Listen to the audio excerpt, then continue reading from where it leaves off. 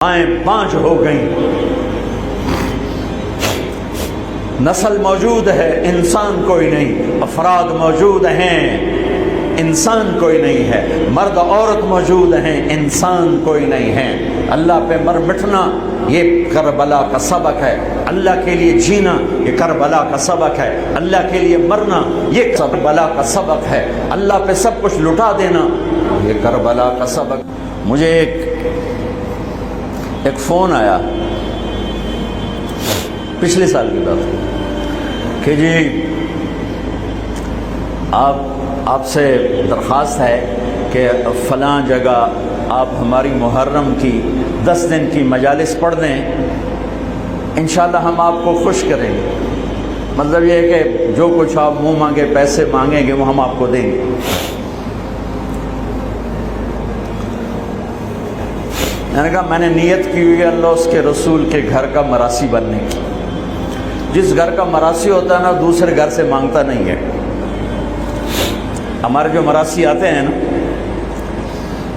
تو میں کبھی انکار کر دوں نا تو ہمارے قریب 3-4 قومیں حراج، سنپال اور ہم پرانی قومیں، تو وہ کہ اچھا ہون موڑا سی حراجاں دے بوئے تے جا منگیے موڑے کیڈے شرم والی گل ہے توڑے مجھے واسطے کیڈے شرم والی گل ہے اسی حراجاں تو جا منگیے، اسی سنپالاں تو جا منگیے، اسی توڑے پیو دادے دے میراثی آئے اسی توڑے کو لینا ہے۔ تو وہ ایسی بات ہوتی ہے کہ انکار کی گنجائش نہیں چھوڑتے۔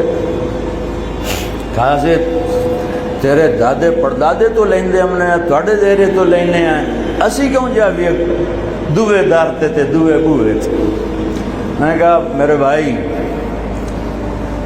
میرے لیے تو سارا سال ہی محرم ہوتا ہے، میرا کوئی بیان اس گھر کی تعریف سے خالی نہیں ہوتا ہے، کبھی کوئی نکل جائے بات ادھر ادھر تو الگ بات ہے کہ میں نے نیت کی ہے کہ میں اس گھر کا مراسی بن کے مرنا چاہتا ہوں۔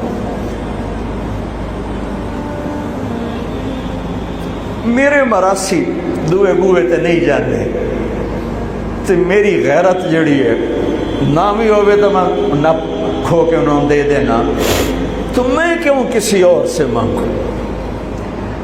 مجھے اگر لینا ہے تو اسی در سے لینا ہے، یہاں کچھ نہیں لینا۔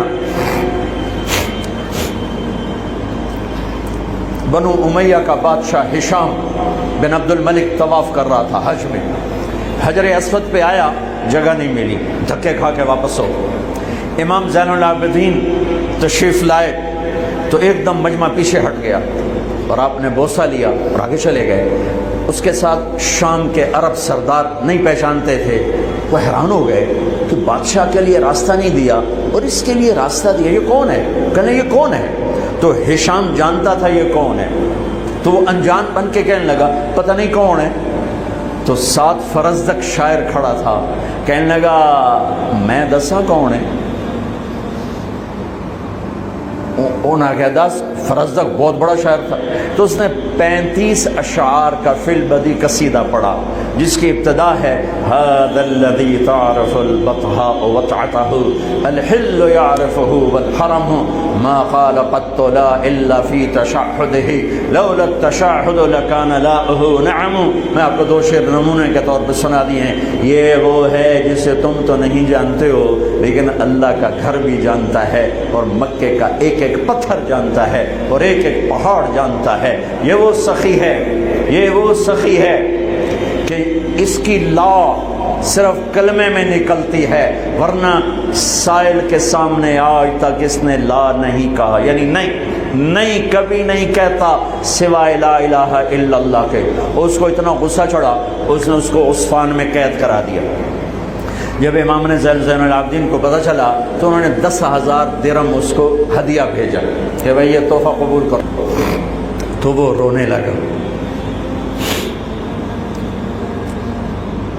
وہ جو لایا تھا اس کو کہنے لگا امام صاحب سے کہنا میں نے ساری زندگی بادشاہوں کی تعریف کی ہے پیسے کے لیے، لیکن میں نے آپ کی تعریف کی ہے اللہ کو اور آپ کے نانا کو راضی کرنے کے لیے، مجھے آپ سے کچھ نہیں چاہیے، اس کا صلہ اتھے جا کے لینا، اتھے نہیں لینا، واپس کر دیں۔ وہ بھی اہل البیت تھے تو انہوں نے فرمایا اس سے جا کر کہو تمہیں تیری نیت کا صلہ مل گیا، لیکن اہل البیت کے گھر سے جب کوئی چیز نکل جاتی ہے واپس نہیں آتی، تو میری منت ہے تو قبول کر لے۔ پھر ان کی دوبارہ بھیجنے پر اسے قبول کیا۔ اس گھر سے محبت اور پیار ایمان کا حصہ ہے۔ اللہ کے نبی نے ہمیں درود سکھایا، اللہم صلی علی محمد وعلی آل محمد، اللہم بارک علی محمد وعلی آل محمد۔ اور تو کیا صرف 10 دن اس کا ذکر کیا جائے گا؟ صرف 10 دن؟ ہر التحیات کے درود میں علی آل محمد، علی محمد وعلی آل محمد، علی محمد وعلی آل محمد، 10 دن۔ اور اس پر بھی بھاؤ تاؤ کیے گئے کہ اتنے پیسے دیں گے، آ جاؤ۔ یہ ہر دن کا ذکر ہے۔ جیسے ربیع الاول کے 12 دن آئے، چلو بھائی جلسے کرو، میلاد مناؤ۔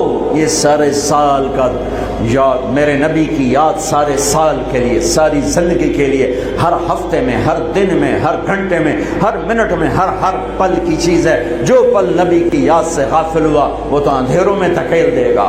ایسے میرے نبی کا گھر ہر پل یاد کرنے، کیوں بکروں کی طرح ذبح کیے گئے؟ عبداللہ ابن عباس نے خواب دیکھا، 61 ہجری جمعہ کا دن، 10 محرم، میرے نبی کے ہاتھ میں بوتل، اس میں خون ہے، اور زمین سے خون اٹھا کے ڈال رہے ہیں۔ کہا یا رسول اللہ یہ کیا ہے؟ کہا یہ حسین اور اس کے ساتھیوں کا خون ہے، میں جمع کر رہا ہوں، قیامت کے دن میں ان کا مقدمہ اللہ کی بارگاہ میں پیش کروں گا۔ حضرت ام سلمہ سوئی ہوئی تھی، انہوں نے خواب میں دیکھا کہ اللہ کے نبی کا رنگ پیلا زرد، مٹی چہرے پر، داڑھی پر۔ آپ نے کہا یا رسول اللہ کیا ہوا؟ کہ اپنے بیٹے حسین کو قتل ہوتے دیکھ کے آ رہا۔ ایک بول پہ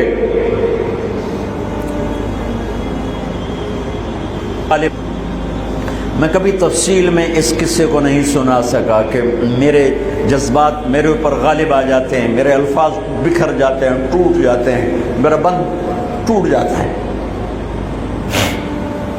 لیکن اس کی متھ کیا ہے؟ یہ کیوں ہوا؟ یہ اس لیے نہیں ہوا کہ 10 دن رو پیٹ کے تم چھٹی کرو، اس لیے نہیں ہوا۔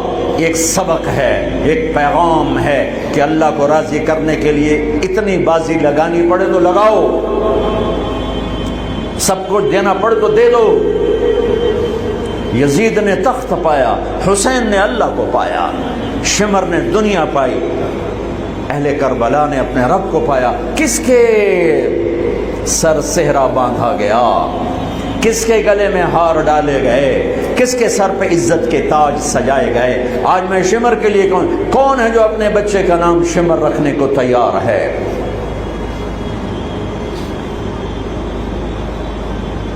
ایک قربانی کی داستان ہے کہ اللہ تجھے راضی کرنے کے لیے ہر سودا قبول ہے، ہر سودا منظور ہے۔ ایک بول ہی تو دینا تھا یزید کی بیعت کا، مدینے میں جا کے بیٹھ کے اللہ کرتے، گھر بار آل اولاد سب، بچوں کو ذبح ہوتے دیکھنا۔ میرے بچے کا بازو ٹوٹا تو وہ وہیں گاؤں میں تھے ہم، تو اس کو تھوڑا سا ایسے جو ہلانے لگے تو اس کی چیخیں نکلی، تو میں اس کی چیخیں نہیں سن سکا، میں بھاگ کے باہر نکل گیا، میں اس کی چیخ نہیں سن سکا، باں تو ٹوٹی گئی، جڑ بھی گئی، مجھ سے برداشت نہیں ہوئی۔ جاؤ 1378 سال پیچھے اور حسین کو دیکھو بچوں کو ذبح ہوتے دیکھ کر۔